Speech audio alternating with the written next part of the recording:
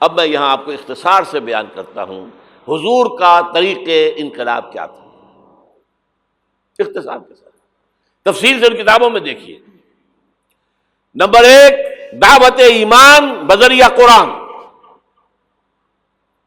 یتلو علیہم آیاتہ، آج جمعے میں نے اسی آیت پر تقریر کی ہے، تلاوت آیات، قرآن پڑھ کے سناؤ، قرآن پڑھ کے سناؤ، قرآن پڑھ کے سناؤ۔ اس قرآن کے ذریعے سے دلوں میں ایمان پیدا ہوگا، یقین والا ایمان۔ دیکھیے برا نہ مانے، مغالطے میں نہ رہیے، میرے اور آپ کے دلوں میں ایمان نہیں ہے، عقیدہ ہے، عقیدہ ہے، والدین سے ملا ہے۔ یقین والا ایمان کہاں ہے؟ اپنے گریبان میں جھانکیے، اللہ آپ کو توفیق دے۔ کیا مجھے واقعی یقین ہے کہ مجھے مرنے کے بعد نہیں اٹھنا ہے؟ کیا مجھے یہ واقعی یقین ہے کہ اصل زندگی آخرت کی زندگی ہے؟ کیا مجھے واقعی یقین ہے کہ قرآن اللہ کا کلام ہے؟ ٹٹولیے اپنے دلوں کو۔ اگر یقین ہوتا کہ اللہ کا کلام ہے تو آپ اس کو سمجھنے کے لیے عربی بھی نہ سیکھ سکتے؟ انگریزی آپ پڑھیں، اور پڑھی آپ نے ایسی کہ انگریزوں کو پڑھا دیں، کیا نہیں کیا؟ پی ایچ ڈیز کر رہے ہیں، کون کون سے فنون نہیں سیکھے، ڈاکٹر، اتنی عربی نہیں سیکھی۔ تمہارا دعویٰ ہے کہ تمہارا یقین تھا میری کتاب پر، اللہ پوچھے گا تمہارا سلوک کیا تھا میری کتاب کے ساتھ؟ تم نے پڑھا اس کو، سمجھا اسے سمجھنے کے لیے عربی سیکھی؟ نہیں، تو تم جھوٹ بول رہے ہو، تمہارا کوئی ایمان نہیں تھا میری کتاب۔ ما آمن بالقرآن من استحل محارمہ، جنہوں نے سود کو اپنے پورے نظام کی جڑ بنیاد بنایا ہو، ان کا ایمان کوئی ہے اللہ پر؟ حضور فرماتے ہیں کہ جس شخص نے حرام کسی شے کو اپنے لیے حلال کر لیا اس کا کوئی ایمان نہیں۔ دوبارہ آج بھی کرنا ہے تو دوبارہ ایمان پیدا کرنا ہوگا، ایمان، عقیدہ نہیں، ایمان۔ صرف لپ سروس نہیں، اقرار باللسان نہیں، تصدیق بالقلب۔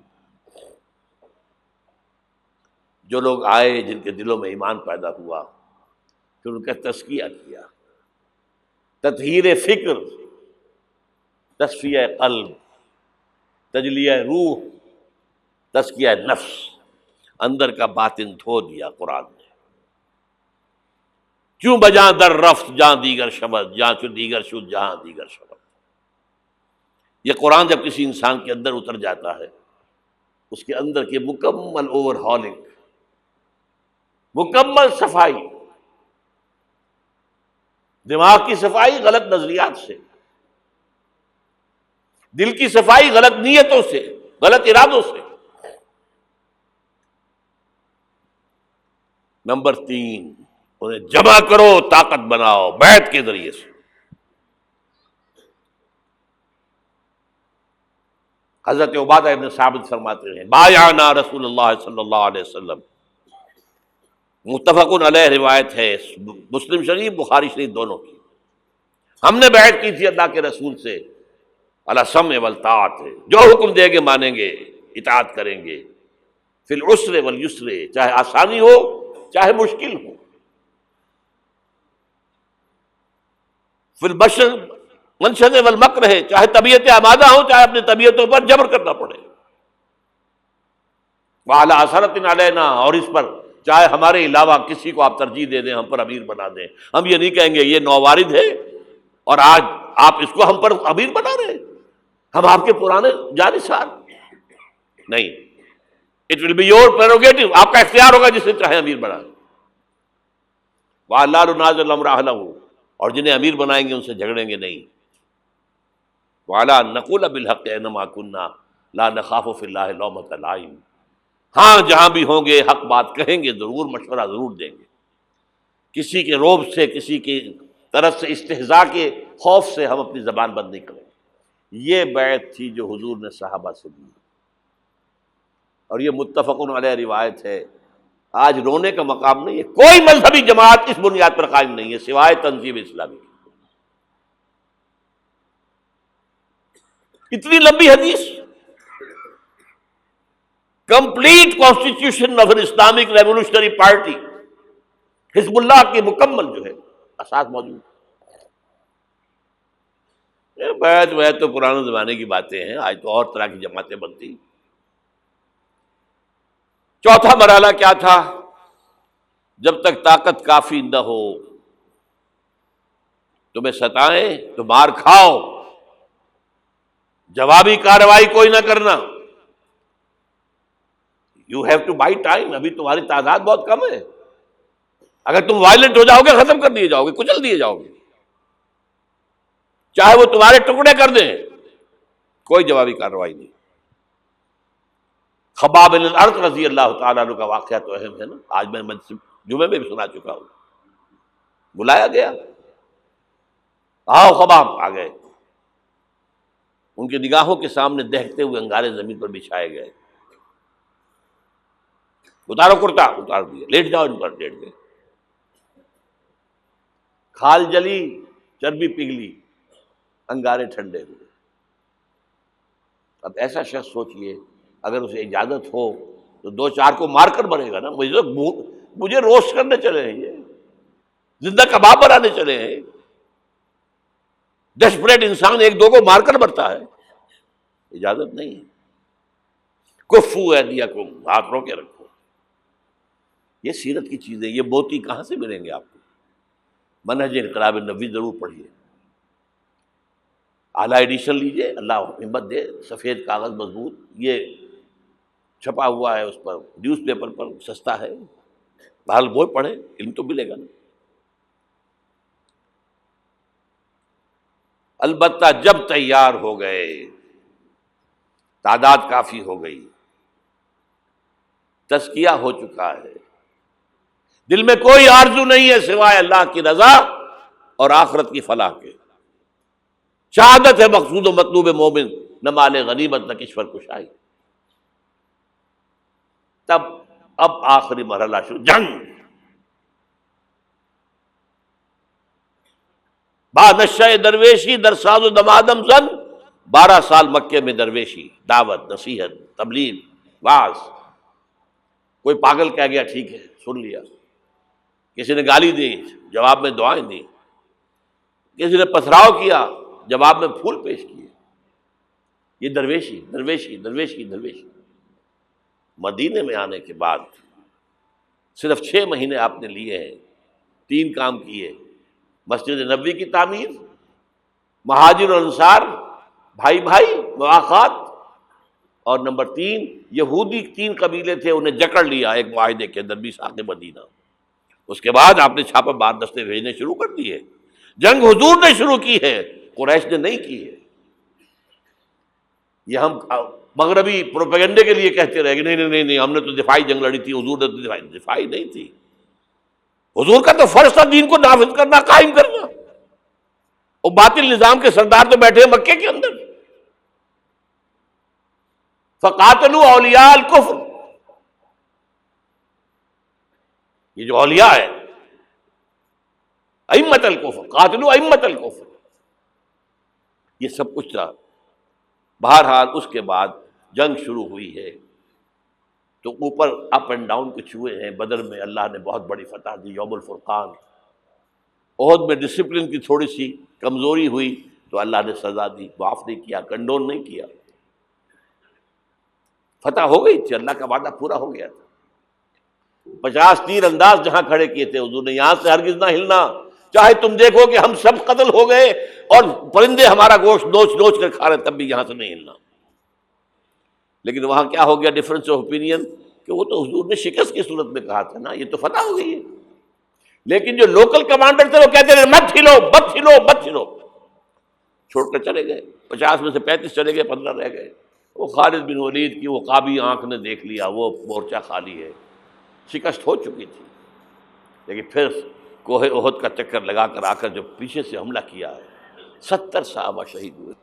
اللہ تعالیٰ نبیوں سے بھی اور آپ کے نبیوں کے ساتھیوں سے بھی وہ معاملہ یہ کرتا ہے کہ پہلے خوب ٹھوک بجا کر دیکھتا ہے، پکا ہے کہ نہیں۔ ایک دم نصرت نہیں آتی۔ یوم طائف کے بعد حضور کے لیے ذاتی طور پر نصرت آ گئی. کلائمیکس ہو چکا تھا، میں دعا میں آپ کو سنا چکا ہوں. پھر یہ ہوا ہے کہ جب آپ نکلے ہجرت کے لیے تو گھر کا اگرچہ محاصرہ تھا لیکن کوئی دیکھ ہی نہیں سکا. غار ثور میں چھپے ہوئے ہیں تو عین اس غار کے دہانے پر پہنچ گئے، لیکن یہ وہاں کچھ کبوتری نے انڈے دے دیے اور کچھ جو ہے جالا بنا ہوا. تو ابو جہل نے کہا تمہارا دماغ خراب ہے، اس غار کے اندر کون ہو سکتا ہے؟ اللہ نے بتایا.